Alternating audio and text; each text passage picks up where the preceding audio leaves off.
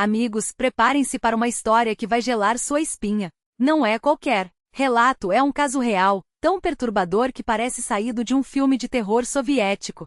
Talvez alguns já tenham ouvido falar dele por aí, mas tenho certeza de que a versão que trago hoje vai te prender do início ao fim. E se você já conhece essa história, aproveite para revivê-la com novos detalhes que podem ter passado despercebidos. Antes de mergulharmos nesse mistério, não deixe de me acompanhar nas redes. Lá eu compartilho novidades, bastidores e conteúdos exclusivos que não chegam aqui. Agora acomodem-se, porque o que vem pela frente não é para qualquer um. Durante anos, colecionei informações sobre um caso que me foi revelado ainda criança por um tio que trabalhou como investigador em Cains, uma pequena cidade na região de Novosibirsk. Na época ele só mencionou o assunto de passagem como um daqueles segredos que os adultos guardam entre si. Mas quando cresci, a curiosidade falou mais alto. Comecei a garimpar arquivos, revirar jornais antigos, conversar com testemunhas e até usar contatos dentro da polícia para desvendar o que parecia um enigma sem solução.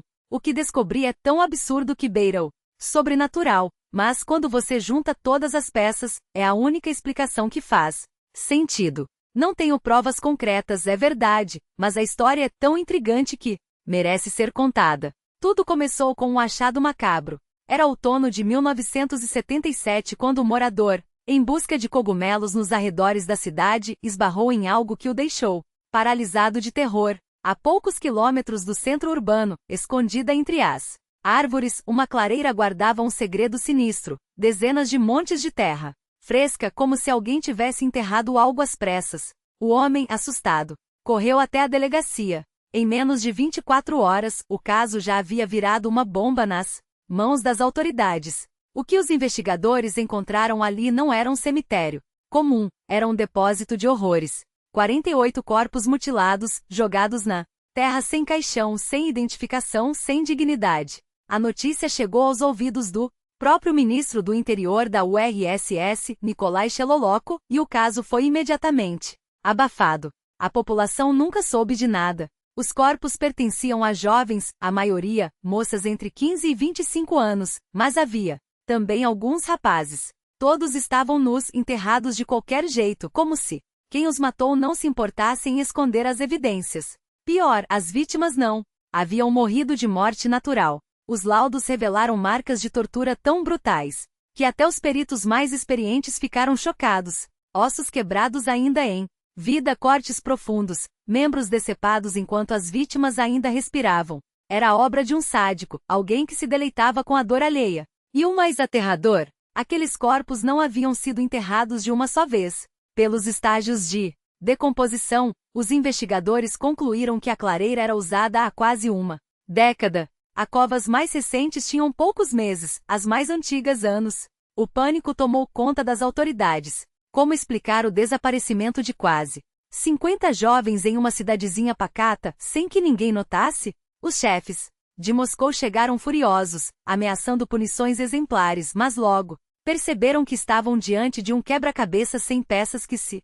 encaixassem. Não havia registros de desaparecimentos em massa na região. Alguns casos isolados, sim, mas nada que justificasse aquele cenário dantesco.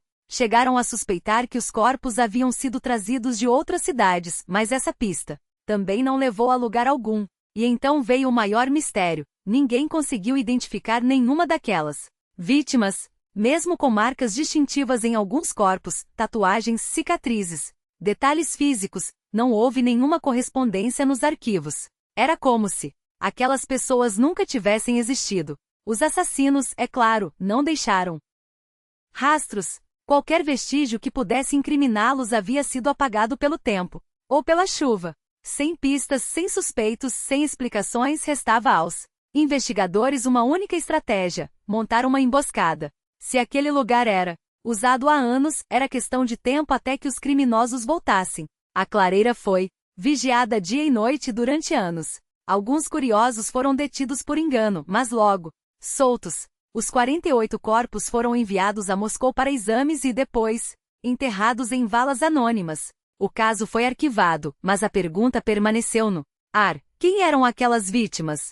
Quem as torturou? E por quê? 5 anos depois, outro crime abalaria Cains, dessa vez com testemunhas e um Culpado óbvio. Em setembro de 1982, o secretário do comitê local do partido, Viktor Nikolaevich Chaveliou, e sua esposa, Olga Petrovna, foram encontrados mortos em sua dacha nas proximidades da cidade. A cena era de pesadelo. Os dois haviam sido massacrados a machadadas enquanto dormiam. O assassino não tentou esconder o crime. Pelo contrário, ficou no local, como se esperasse ser pego.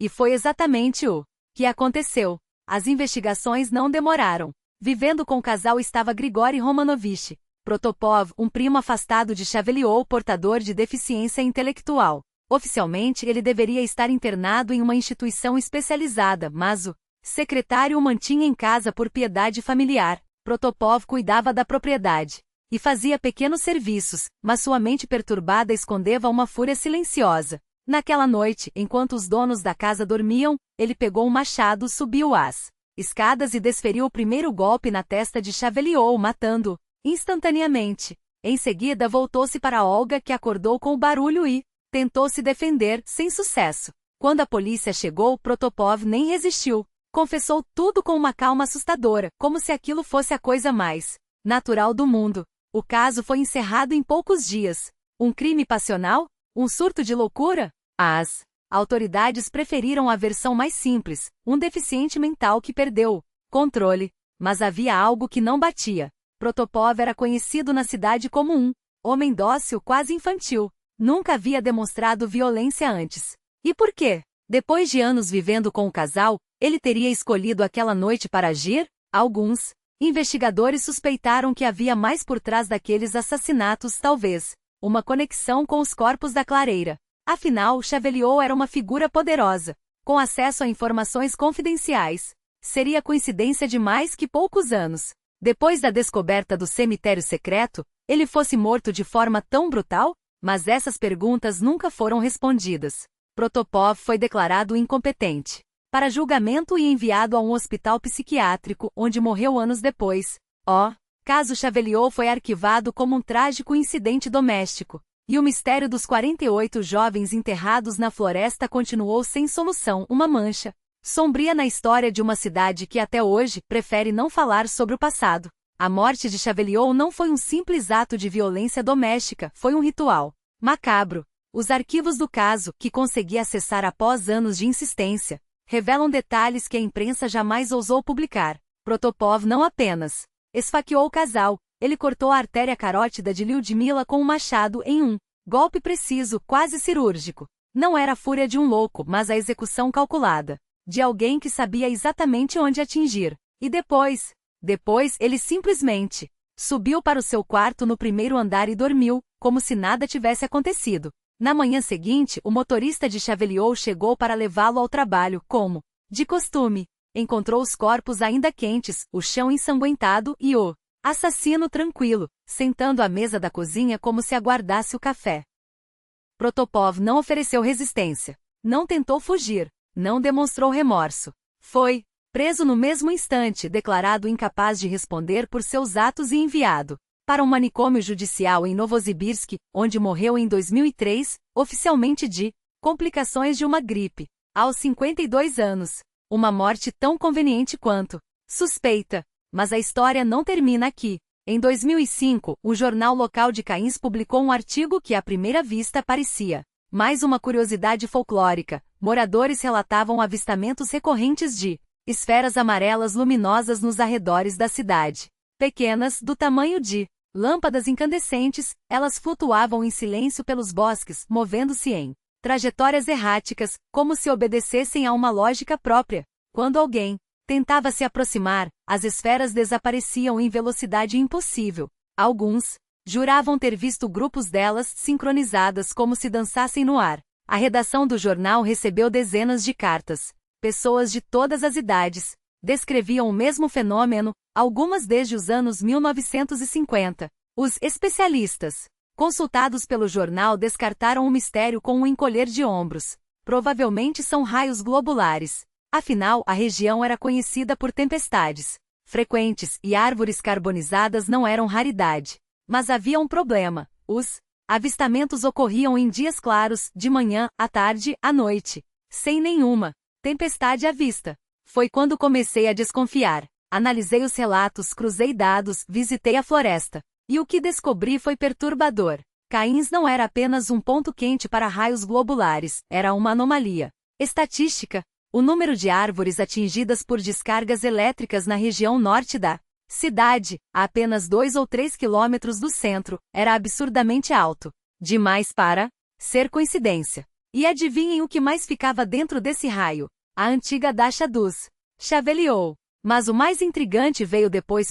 Em 1992, Cairns foi sacudida por um caso que até hoje assombra quem se lembra: o desaparecimento de Seriusa, um menino de 9 anos. Ele saiu para brincar com os amigos e não voltou. Por 2 dias a cidade inteira o procurou. Polícia, voluntários, anúncios no rádio, cartazes colados em cada poste. Nada. Até que no 9º dia, Seriusa apareceu em casa, ileso, alimentado, como se tivesse passado apenas algumas horas fora. Quando questionado, o menino contou uma história que ninguém soube ou quis explicar. Ele havia seguido um esquilo até a beira da floresta perto de sua casa. Perdeu o animal de vista, mas avistou um pica-pau e começou a atirar nele com pinhas. Brincadeira comum para uma criança do interior. Só que ao tentar voltar, o bosque parecia não ter fim. Seriusa, no entanto, não se assustou. Ele conhecia aqueles caminhos, sabia que bastava seguir a direção do sol para chegar em casa. Mas o sol, naquele dia, não o guiou para lugar algum.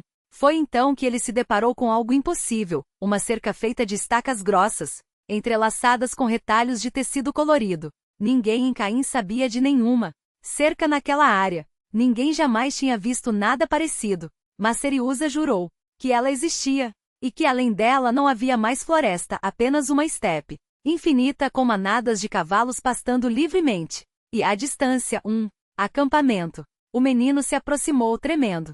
Os habitantes do lugar, pessoas de pele clara, cabelos claros, olhos azuis, vestidas de maneira estranha, vieram ao seu encontro. Falavam uma língua que ele não entendia. Tentaram acalmá-lo, mas mantiveram distância. Não o maltrataram, mas também não o deixaram se misturar às outras crianças. Durante uma semana, Seriusa comeu com eles frutas silvestres, laticínios azedos, carne que ele supo ser de cavalo. Dormiu em um catre de madeira, baixo, rústico. E o mais estranho, sempre que saía da tenda, era seguido por um deles como se fosse uma sombra vigilante.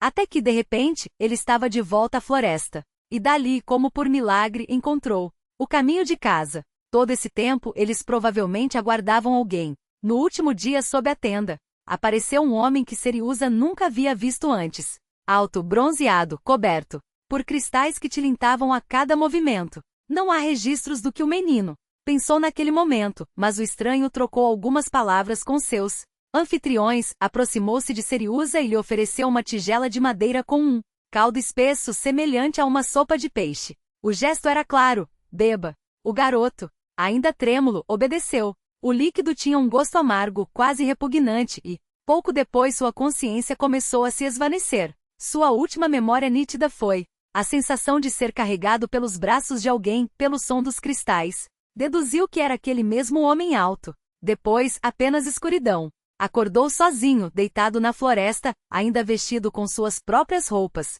O sol já estava alto, e ele se levantou instintivamente, orientando-se pela luz, como fizera na primeira fuga. Horas depois, emergiu na borda da mata, próximo ao 66º setor, uma área residencial às margens da cidade. Reconhecendo o caminho de casa, correu, como se o próprio inferno o perseguisse. Nunca consegui localizar Seriusa, seus familiares ou os policiais que investigaram o caso na época. Mas uma coisa é certa: o desaparecimento do menino não foi invenção. As buscas mobilizaram a cidade, e seu retorno foi notícia, embora as autoridades tenham se apressado em fechar o caso com uma versão conveniente. O garoto se perdeu na floresta, alimentou-se de bagas e bebeu água de poças. No entanto, uma transcrição parcial de seu depoimento, arquivada até hoje na delegacia de Cairns, revela algo muito diferente. Não são delírios de uma mente confusa. São fragmentos de uma verdade que alguém preferiu enterrar. E então, o último documento, um caderno escolar de capas quadriculadas que pertenceu a G.R. Protopov. Não era exatamente um diário, mas um exercício desesperado de um homem que aprendeu a escrever já na idade adulta entre as paredes de um manicômio. Nos anos 90, Protopov travou amizade com outro paciente, Maslaev, um esquizofrênico que por um capricho de sua doença possuía uma paciência infinita. Durante anos, Maslaev ensinou a traçar letras, formar sílabas até que Protopov conseguiu registrar pensamentos fragmentados em frases tortuosas. O caderno chegou às minhas mãos por um acaso tão improvável quanto sinistro. Em 2009, já após a morte de Protopov, Maslaev recebeu alta, sua doença havia regressido o suficiente para que não fosse mais considerado perigoso. Ao deixar o hospital, levou consigo o caderno do amigo, mas a lucidez de Maslaev era ilusória. Assim que recuperou a liberdade, enviou o caderno por correio ao departamento de polícia de Novosibirsk com uma nota. Protopov pediu que suas anotações fossem entregues à polícia. Cumpro sua última vontade. O documento foi arquivado entre papéis burocráticos, onde poderia apodrecer no esquecimento, não fosse por um funcionário do arquivo, ex-policial de Cairns, que reconheceu o nome Protopov em meio à papelada. Ele se lembrou do caso dos corpos na clareira do meu tio que o investigara em 1982, e decidiu guardar o caderno como uma curiosidade macabra para mostrar em suas visitas ao aposentado. Meu tio, por sua vez, o repassou a mim sem dar muita importância. Para eles, não passava de um artefato grotesco, um eco distorcido de um passado que preferiam não revisitar. Mas eu li, e o que encontrei ali não eram apenas rabiscos de um louco. As anotações eram caóticas, repetitivas, quase ilegíveis.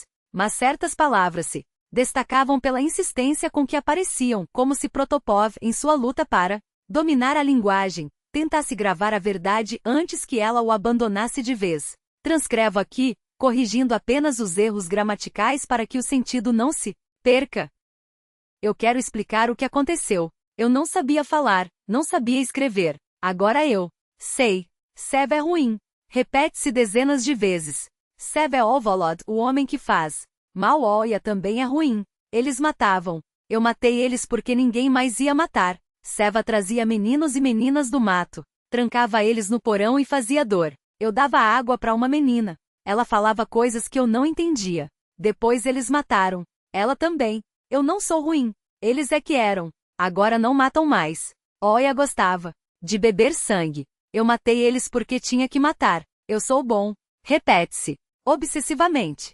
Seva e Oia queriam que eu tampasse. Não sei o que é tampasse. Eles me faziam fazer coisas. Eu não queria. Meninos e meninas choravam. Agora não.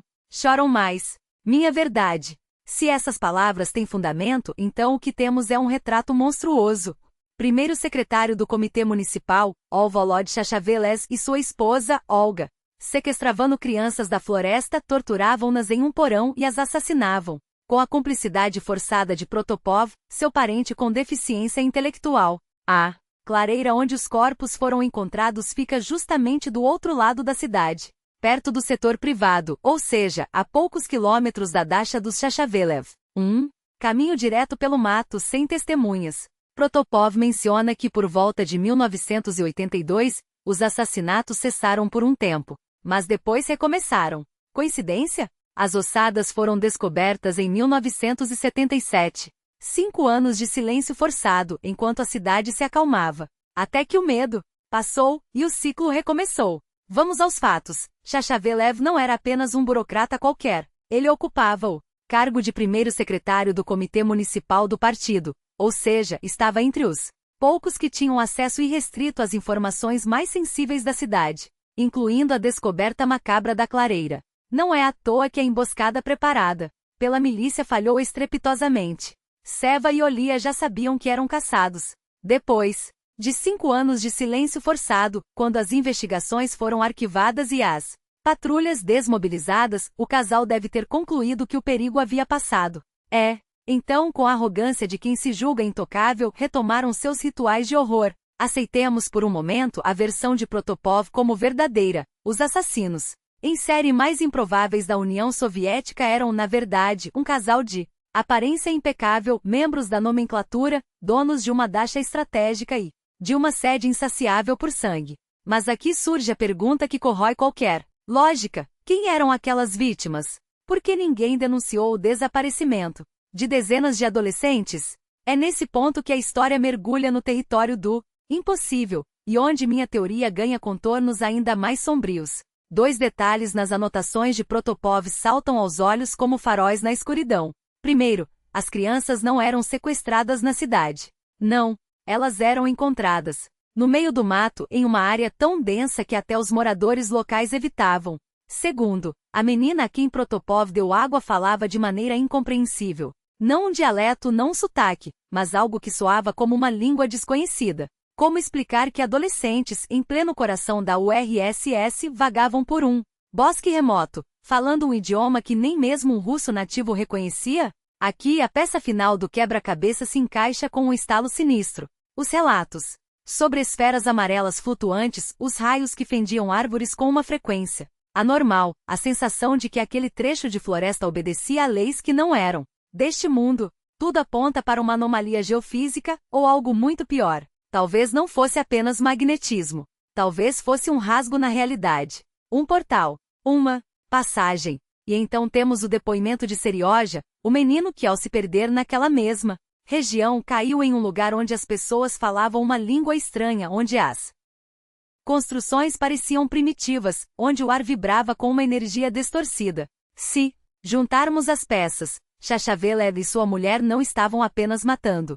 Estavam caçando presas que vinham de outro mundo. Parece loucura? Talvez. Mas pense bem, uma anomalia desse tipo tão próxima de sua Dasha seria um presente dos deuses para 2 sádicos com acesso a armas, influência e total impunidade. Eles não precisavam sequestrar crianças na cidade, arriscando ser vistos. Bastava adentrar a zona de distorção, escolher uma vítima desorientada, neutralizá-la e trazê-la de volta. As criaturas, ou pessoas, ou que quer que fossem do outro lado não tinham como rastrear os desaparecidos até nosso mundo. E aqui, ninguém iria procurá-las. O método era perversamente eficiente. A vítima era levada para o porão da Dasha, onde os horrores aconteciam. Depois, os corpos eram enterrados na clareira, um local que Chachavelev julgava seguro, afinal, quem ousaria investigar um bosque amaldiçoado, onde as leis da física pareciam se dobrar? Mas aqui surge uma dúvida perturbadora. Por que não devolver os cadáveres ao outro lado, garantindo que nunca fossem encontrados? Talvez a anomalia não funcionasse assim. Talvez os corpos, uma vez trazidos para cá, não pudessem mais atravessar. Ou talvez, e essa hipótese é ainda mais gelada, Chachavelev e Olia queriam que um dia alguém os encontrasse. Que a descoberta servisse como um troféu, uma assinatura macabra de seus crimes. O relato de Serioja adiciona uma camada ainda mais sombria. Ele mencionou uma cerca ritualística feita de objetos estranhos, marcando a fronteira da zona anômala. Os habitantes do outro lado sabiam do perigo. Tentavam se proteger, como povos primitivos que erguiam amuletos contra espíritos malignos. Só que, dessa vez, o mal não era um demônio, eram 2 seres humanos, armados com revólveres e uma fome insaciável por dor. E a cerca não os deteria. O sistema era quase perfeito. Vítimas que ninguém reclamaria. Um local de tortura, onde os gritos não seriam ouvidos. Uma rotina de horror que poderia durar décadas, não fosse por 2 erros fatais. O primeiro, subestimaram Protopov. Acharam que um homem com deficiência intelectual seria um servo dócil, um brinquedo a mais em seu jogo doente. Mas entre 1977 e 1982, enquanto o casal se escondia, algo mudou na mente de Protopov. Talvez a ausência de novas vítimas tenha acendido uma faísca de lucidez. Talvez ele tenha lembrado dos rostos das crianças que não eram deste mundo. E quando Seva e Olia retomaram seus crimes, ele não suportou. Agiu. Matou-os. E com eles enterrou para sempre o segredo das últimas vítimas, cujos corpos nunca foram encontrados. Provavelmente ainda aprisionados naquela sala no subsolo, antes que a Dasha fosse demolida.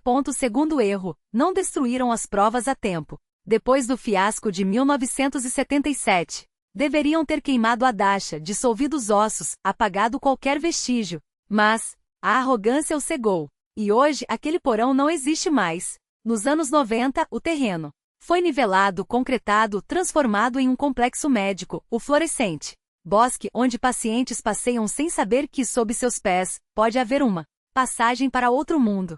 E que nas noites sem lua as esferas amarelas ainda dançam entre as árvores. Uma história soviética com um vibe tão denso que parece saída de um arquivo do KGB classificado como para destruição imediata. E agora me digam, vocês acreditam em portais dimensionais? Ou acham que tudo não passa de uma lenda urbana alimentada pelo medo da floresta e pelos segredos de um regime que enterrava seus fantasmas literalmente? Porque se formos seguir a lógica até o fim, isso explicaria muita coisa. Os desaparecidos que ninguém procurava, as línguas desconhecidas, os fenômenos eletromagnéticos, até mesmo a existência de um homem coberto de cristais que alguns juram ter visto nas redondezas, murmurando sobre dimensões superiores. Seria ele um viajante perdido? Um cientista louco que descobriu a anomalia antes dos Chachavelev? Ou apenas mais um mito em uma teia de segredos que a URSS levou para o túmulo? Uma coisa é certa, aquele bosque ainda respira mistério. E se você um dia passar por ali à noite, preste atenção nos galhos quebrados, nas luzes que piscam entre os troncos. Talvez não seja só o vento. Talvez seja algo ou alguém tentando voltar. Confesso que apesar de toda essa aura de mistério, não sou daquele tipo que engole qualquer história sem questionar. Mas se avaliarmos isso como uma narrativa, uma obra de ficção bem construída, então não há como negar. O resultado é hipnotizante. Há algo naqueles detalhes que grudam na mente como as sombras que se arrastam nas paredes de um quarto escuro. É exatamente esse clima que me atrai. A tensão de um enigma que se desdobra em camadas como um quebra-cabeça cujas peças só se encaixam quando já é tarde demais. E não é à toa que essa estrutura me lembra, mesmo que de relance, a maestria de Lovecraft, não pelos monstros cósmicos ou pelos deuses adormecidos, mas pela forma como a história se conta. Lembram-se de O Chamado de Cthulhu, aquele investigador anônimo mergulhado em diários e depoimentos de estranhos tentando costurar uma verdade que no fundo preferiria nunca ter descoberto? Pois é, há um eco disso aqui. Não é o terror explícito, mas a sensação de que algo está errado, desde o primeiro parágrafo, e que quanto mais você cavouca, mais percebe que algumas portas não deveriam ter sido abertas. Talvez eu não tenha me expressado da maneira mais elegante, mas a sinceridade está toda aí. Essa história funciona. E quando uma narrativa consegue te prender do início ao fim, conectando cada fio solto numa teia coerente, a nota não pode ser baixa. 8 de 10, sem hesitar. Não é perfeita, mas é redonda, daquelas que deixam um gosto de, e se fosse verdade, na boca, mesmo quando você já sabe que é ficção. Isso, meus amigos, é o que separa um conto esquecível de uma história que fica ressoando nos seus pensamentos dias depois. Mas e vocês? Será que também sentiram esse arrepio na nuca, ou acham que tudo não passa de elucubração de quem gosta demais de teorias da conspiração? Deixem suas impressões nos comentários, adoro saber o que vocês tiram dessas histórias. Ah, e antes que eu me esqueça, tenho uma novidade para vocês. Lá no Bosch já está disponível um vídeo introdutório com todos os detalhes sobre as assinaturas, os bônus exclusivos e o tipo de conteúdo que vou compartilhar por lá. Se quiserem dar uma espiada, é só clicar no link sem compromisso, só para ver se o estilo agrada. Afinal, nunca se sabe quando uma história como essa pode aparecer por lá também. E por hoje é isso. Obrigado a todos que acompanharam até aqui. Se o vídeo valeu o seu tempo, deixe aquele like. É o que me diz que estou no caminho certo. Comentem, compartilhem e, claro, inscrevam-se no canal para não perder as próximas investigações. E não se esqueçam do Telegram, além de anúncios sobre novos vídeos e lives. Lá eu solto uns causos extras, notícias bizarras e até algumas histórias que não cabem aqui. Quem sabe você não encontra por lá mais um daqueles mistérios que grudam na mente? Pronto. Acho que é isso. Se esqueci de algo, o próximo vídeo corrige. Até lá, fiquem de olho nas sombras e principalmente no que elas podem esconder. Nos vemos em breve. Até mais.